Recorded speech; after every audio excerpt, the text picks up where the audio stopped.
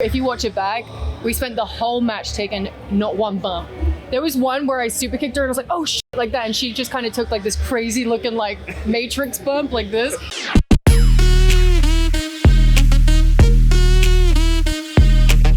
does it feel to have such a big part in the women's division and to have so many people look up to you? It feels great to be a part of the change. Everyone has their idea of where the women's revolution started, but I'm just glad that it happened because it was awesome. I always had a dream about, you know, if you guys watched the documentary I just put up there, like in the documentary I said I just want to have a change where women don't get looked at as pee breaks anymore, you know, and we get taken seriously, and I'm just happy that WWE kind of came around and stopped doing that. It feels good. Saraya, you've had success with your Saraya store and obviously Twitch now. Do you have any business ventures on the horizon for you next? Yeah, we got a book, right, Meech? This is my manager over there. Yeah, we're writing a book right now. He's trying not to let me tell everything right now, but I can say about the book, so yeah. Saraya, I'm not asking you if you're going to wrestle again, but how do you feel when people like Britt Baker are saying they would love to have a match with you? She recently said it to us at Sportskeeda Wrestling.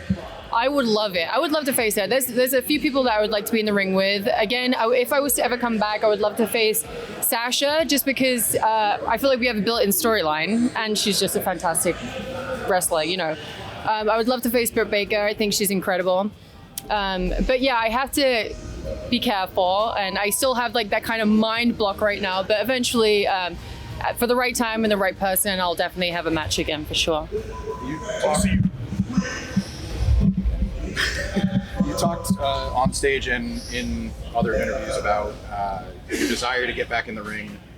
Has this year and the past couple months made that decision any easier? Can you talk about maybe some of the stuff you've learned about your health since leaving? So I'm a psychopath with health now, especially like my boyfriend is also a psychopath with health too.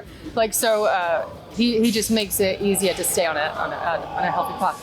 But yeah, I just learned how to really take care of my body and my mind and stuff like that. And when it comes to my neck, like I bought like this weight thing for my he's like, please be careful. I bought like this weight thing for my my head so I can it's really stupid, but it's for to build up your neck muscles and stuff like that. And so like I'm trying to build it up just to see how it is, you know. Brought up Sasha Banks, obviously she's very important. I know you, yeah, I know you. Obviously you're super important to the Women's Revolution, as is she. Do you think Sasha's going to wrestle again, and what does she mean to the Women's Revolution?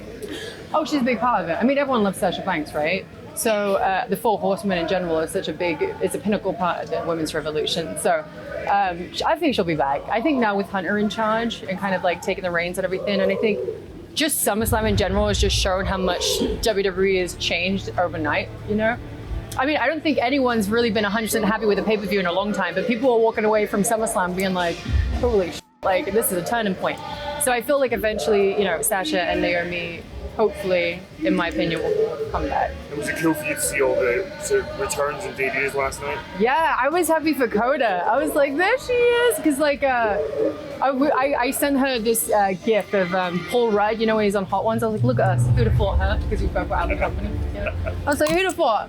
And so like just to see her return is just such a big deal. I was happy for her. Of course, I'm happy for Bailey and Io, but I just had like this thing for Coda. I was like, man, it's so cool to see. I got chills. It was awesome.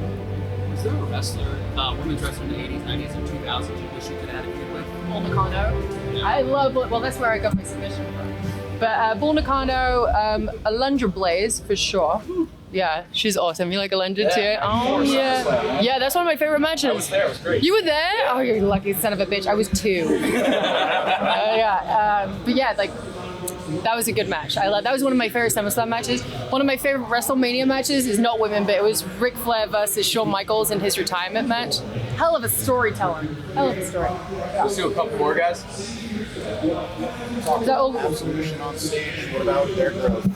How far they've come from you being a mentor to them to now, you know, throwing them in deep water, and they're succeeding. They're killing it, right? And they actually text me because I would always do all the promos with us too, right? And they were just like, why do you feel so comfortable doing the promos? It was like one day it just clicks and you don't feel like, you still feel nervous, but you're so comfortable in your character that you know that you can switch and change on a dime like that, right? And all you have to do is put things into bullet points and then like tell your own story.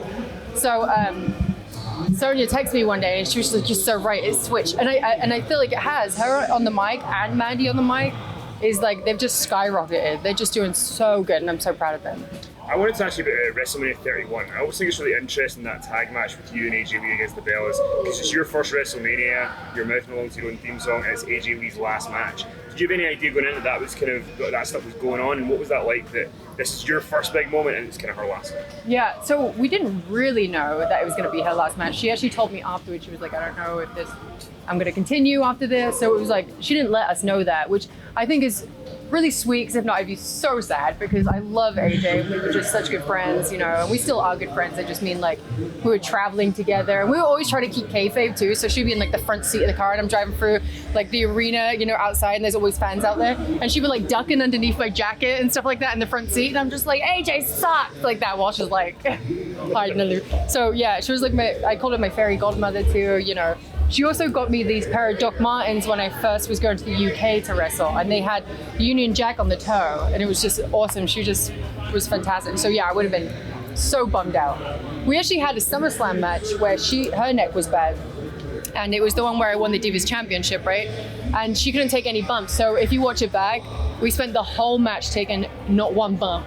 There was one where I super kicked her and I was like, "Oh shit," like that, and she just kind of took like this crazy looking like Matrix bump like this and fell down. I was like, "I'm so sorry you didn't take a bump." She was like, "It's okay," you know. All right, guys, thank you so much. Thank you for your time. Thank you guys so much.